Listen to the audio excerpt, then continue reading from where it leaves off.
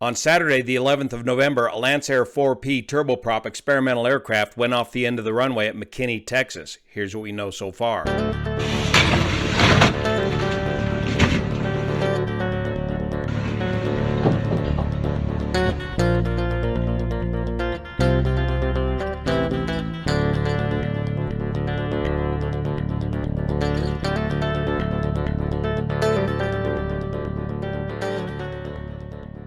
Here on the Aviation Safety Network, we have a Charles Hayes experimentally built Lancair 4P prop jet, or turboprop, November 751, Hotel Papa. Now, on an experimental aircraft, the Charles Hayes is the original builder of the aircraft, and his name goes on the placard for the aircraft.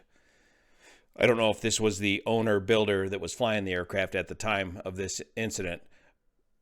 November 751 Hotel Papa indicates to me that it's probably a PT-6-35 powered Lancair 4P experimental aircraft, because the -35 version of the PT-6A is about 750 horsepower. Sustained substantial damage when it was involved in a runway excursion and collision with a motor vehicle at Aram County Airport, Tango 31 at McKinney, Texas. The 2 occupants on board the aircraft and 1 person inside the vehicle sustained minor injuries. That's why we had a little fun with the memes, because there were only minor injuries in this incident. Preliminary information indicates the aircraft experienced pressurization problems shortly after reaching flight level 250. Yeah, this aircraft is a very high-performance experimental aircraft and is pressurized and can reach the flight levels very easily with the PT-6A engine. A rapid descent was conducted, and the airplane continued towards its destination. 1 go-around was conducted before the airplane landed on runway 17. It overran the runway and struck an occupied moving car on the road. Let's check it out. Some folks have confused this aircraft for a Cirrus. No, this is a Lancair. Lancair has been in the kit aircraft industry for many, many years, providing these slick, high-speed fiberglass aircraft. And the 4P is kind of the flagship model, and it typically comes with a TSIO 550 engine, and it's pressurized, or you can convert it to a Walter or PT6 Pratt & Whitney turboprop. Looking at the FlightAware data for the day of the accident, looks like he departed Midland Airport. I'm not sure if Tango 31 was his destination airport. According to the news report, he said this was the pilot's first time he had been to Tango 31, that particular airport. But if we look at the data, we can see the aircraft climbing right on up to flight level 250, and that's where you get these incredible speeds out of these aircraft, nearly 400 miles per hour. But then shortly after reaching that cruise altitude, descended quickly down to 10,000 feet, indicating possibly some sort of a pressurization problem with the aircraft, and he remained at 10,000 feet or less for the remainder of the flight. Then when he gets into Tango 31 here, there is a quick left-hand pattern entry to the south runway, and he's approaching that runway at about 110 miles per hour, but on a very short approach, and then elects to go around and makes another short approach, this time a little bit faster, about 116 miles an hour, which leads to the runway excursion, coming in too hot and too fast. We don't have the exact touchdown point, but an eyewitness there, I believe the fellow who shot that video, said that he came in hot and too fast. Yeah, here it is on the WFAA news site. It's Jack Schneider who's got the credit for the video. He was loading what looks like a Delphine L-29 jet onto a trailer here off the end of the runway when he saw this situation develop and got this video camera out.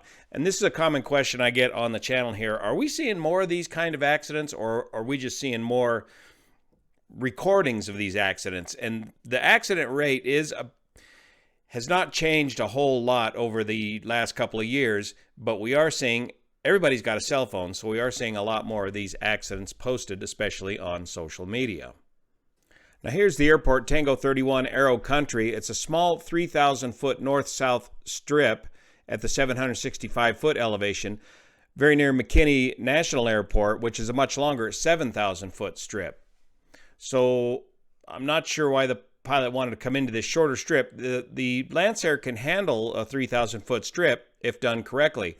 And the initial reports on the social media indicated from some folks, some non-flying folks, that his brakes did not work. But if we look back at that video closely, you can see he had the brakes locked up. What the pilot did say to the news reporter is that he did not get the propeller into reverse pitch.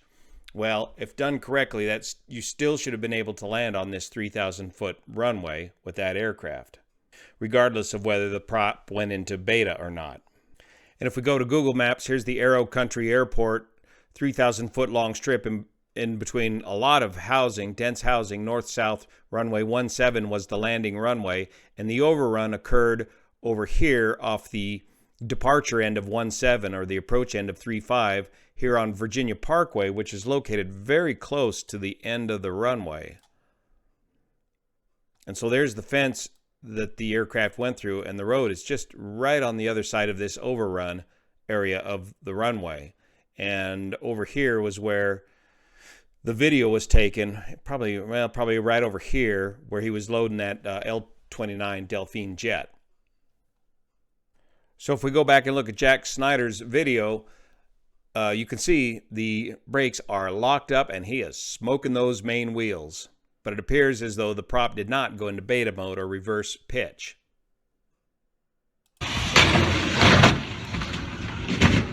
Fortunately, there was only minor injuries on that collision. You're in fuel. Here you can see the prop in what appears to be fine pitch. And there's the L-29 that he was loading onto his trailer at the time that he saw this thing coming. And that's why he had the wherewithal to get the camera out and film this thing. Very lucky there was no post-crash fire, as there was fuel spilled. Of course, that's Jet A in this particular aircraft.